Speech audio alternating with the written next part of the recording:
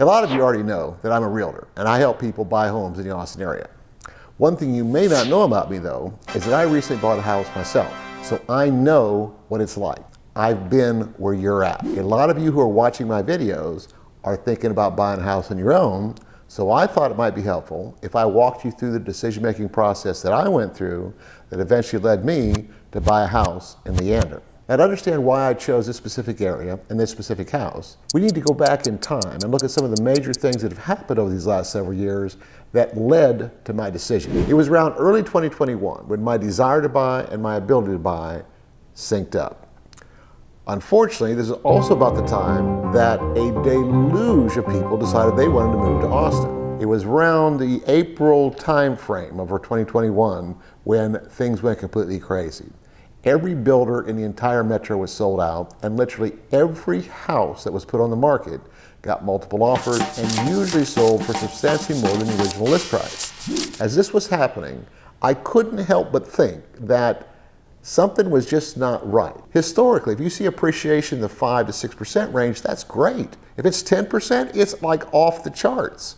But to see appreciation of 30% in 1 year, frankly, I mean, you cannot sustain that. Now, I admit, I did get caught up in the frenzy and did actually put in some offers on some houses, bidding over the list price. But thankfully, as I look back today, I was outbid every time. There are countless examples of people who overpaid for houses back then, who, because of change in life, they have to put that house in the market, and they're not able to get anywhere close to what they paid for it. All of this has contributed to I like to call it a correction. We haven't seen a crash, and we probably aren't going to see a crash, but the highs of 2021 and 2022 have been adjusted, not as low as they were before, but definitely lower than the peak. Now, the primary reason we saw this slowdown was because of the rapid rise in the interest rates. But towards the tail end of 2023, we began to see those interest rates begin to come down. And there was optimism that as we moved into 2024, that the Federal Reserve was going to begin to lower the Federal Reserve rate. From my perspective, I saw this as probably the best time to buy in the last several years, and maybe the best time to buy for the next several years. Builders were very aggressive in trying to sell their inventory homes before the end of the year. And as price reductions continued to happen, I became more and more aware of this perceived value. So once I decided that now was a good time to buy, the next step was to analyze what the budget was and what areas that I wanted to live in. Now, the nature of what I do for a living doesn't require a daily commute, so I am fairly open to the area of the metro. My only concern was be somewhat centrally located so that I would be able to have a greater reach if someone wanted to look into the different areas of the metro. To be very broad, let's compare North Austin to South Austin. One of the biggest cons of South Austin is the limited number of major interstates that feed into the downtown area. On the north, there are 3. You have I-35, you have the 183 toll road to the west, and the 130 toll road to the east. From my perspective, that would enable me to navigate any types of bottlenecks on the non-toll roads if I needed to get to an area of the metro that was further away. Now, the other part of that decision was the expectation that the growth in Williamson County, which is north, would be more than the growth in Hayes County, which is south.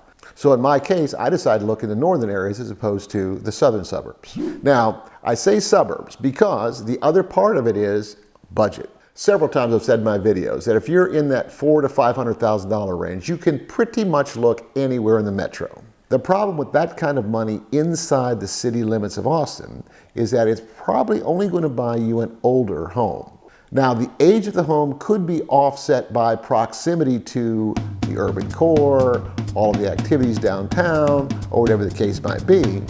But when I was comparing what $400,000 or $500,000 could buy inside the city limits to what it could buy in the northern suburbs, I elected to look further out. Now, for the most part, as you move east across the northern suburbs, prices are going to increase.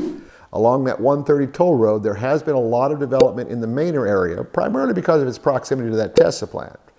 There's also a lot of new build activity up 130 in the Hutto area. The con with those eastern suburbs is they lag behind the western areas with respect to commercial and retail development. There's a huge development plan in Manor that's going to bring in H-E-B and other shopping options. And Hutto, of course, every day it seems like they're announcing a new retail or restaurant is going to be opening there. I think that over time that area is going to be comparable to those areas along the 183 toll road, Cedar Park, Leander, Liberty Hill. But at this time, there is much more already there on the west side. Now, price differences I was seeing probably in the $50,000 to $100,000 range, comparably sized house in the eastern suburbs, let's say Hutto, over to Leander, Liberty Hill. Another part of my analysis is I may not live in the house for 20 years. What if I wanted to resell it or rent it out at some point?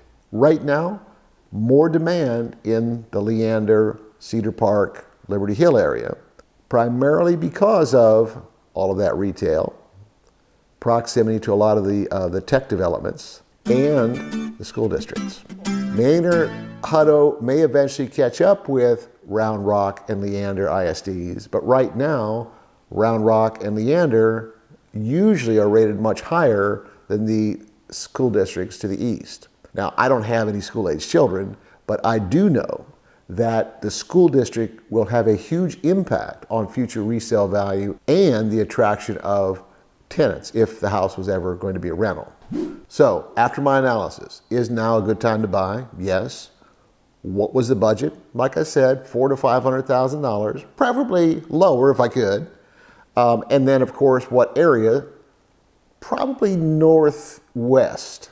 There were a lot of options under $400,000. But what I found was a lot of those options, again, tended to be older homes. Some of them had terrible remodels, which in my opinion made the house less attractive than if they wouldn't have done anything to it. So as I went through that process, I found myself looking more and more at new construction. For well over a year, the builders have been offering a number of incentives, everything from price reductions to additional concessions where they pay the closing costs or throw in additional upgrades and buying down the interest rate. So as it got close to the end of the year, those incentives got more and more attractive, so I eventually decided to go ahead and pull the trigger. Well, that's my story, and I hope it's been helpful. If you'd like to learn more about the northern suburbs, you might want to check out this video.